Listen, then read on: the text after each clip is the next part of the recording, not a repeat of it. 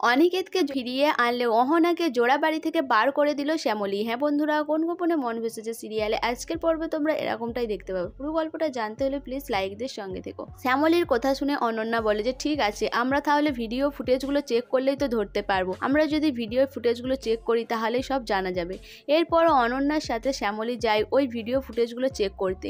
কিন্তু video ফুটেজগুলো check করার সময় দেখে যে ওই সময়ের মধ্যে কিছুটা সময় কারেন্ট চলে যায়, যেখানে কোনো কিছুই দেখা যায় না। শ্যামলী বলে যে এর মধ্যেও তো কেউ এই কারসাজিটা করতে পারে, নিশ্চয়ই স্যারের এই ইমেলটা ওখানেই কোনোভাবে কারচুপি করেছে।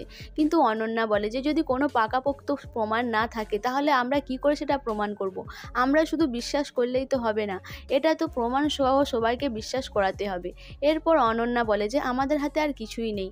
এরপর অনন্যা ওখান থেকে চলে যায়, কিন্তু শ্যামলী কি করবে বুঝতে পারে না। শ্যামলী ঠাকুরকে বলে যে আমাকে আর একটা পথ দেখাও, যাতে আমি সত্যিটা সামনে আনতে পারি। এদিকে তীর্থঙ্কর জানতে পারে যে শ্যামলী আরে এই বিষয়টা নিয়ে তদন্ত করছে। তখন তীর্থঙ্কর বলে যে এই ক্যান্টিনের মেয়েটির এত আগ্রহ কেন ওই অনিকেত স্যারকে নির্দোষ প্রমাণ করার? আর যদি অনিকেত স্যার নির্দোষ প্রমাণ হয় তাহলে তো আবার ফিরে আসবে, আবার একটা জ্বালা হয়ে দাঁড়াবে।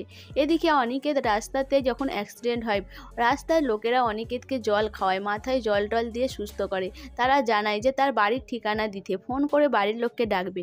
এটা বলাতে অনিকেত একটা নাম্বার দেয়, কিন্তু কেউ ফোন তুলে না। তখনই অনিকেত নিজেই বাড়ি ফিরে আসে। অনিকেত বাড়িতে এসে সেই তীর্থঙ্করের বলা কথাগুলো মনে করে করে অসুস্থ হয়ে পড়ে। এদিকে জোড়াবাড়িতে অপরাজিতা অনিকেতের কথা ভাবনা চিন্তা করে অস্থির হয়ে পড়ে। সে তখন ফোন করে অনিকেতকে, কিন্তু তার ফোনে চার্জ না থাকায় ফোন লাগে না। এরপরে সূর্যের ফোন থেকে অনিকেতকে ফোন করে, অনিকেত ফোন তুলে না। শ্যামলীকে ফোন করাতে শ্যামলীরও ফোন লাগে না।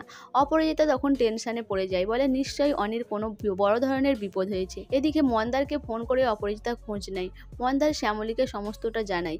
শ্যামলী বলে যে এক্ষুনি বাড়ি ফিরে চল, নিশ্চয়ই স্যারের কোনো বড় ধরনের বিপদ হয়েছে, না হলে স্যার ফোন তুলছে না কেন। এরপর শ্যামলী আর মন্দার বাড়িতে ফিরে আসে। শ্যামলী বাড়িতে এসে বাড়ির সবাইকে ডেকে জড়ো করে, বলে এক্ষুনি আমার দিকে স্যারের ফ্ল্যাটে যেতে হবে।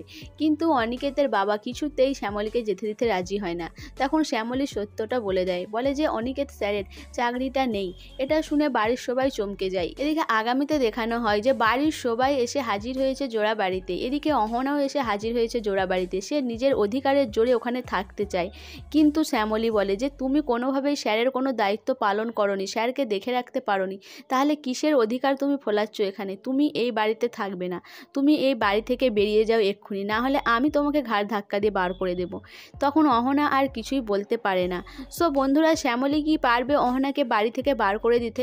আর এরপরে গিয়ে তাহলে অনিকেত নিজের ভুল বুঝতে পেরে এবার জোড়াবাড়িতেই থাকতে শুরু করবে। তো তোমাদের কি মনে হয় অবশ্যই আমাকে কমেন্ট করে জানাবে। আর আমার ভিডিওটা ভালো লাগলে প্লিজ সাবস্ক্রাইব করে দিও, আর ফেসবুক থেকে দেখলে অবশ্যই ফলো করে দিও, আর তার সাথে সাথে একটা লাইক করো আর শেয়ার করে দিও।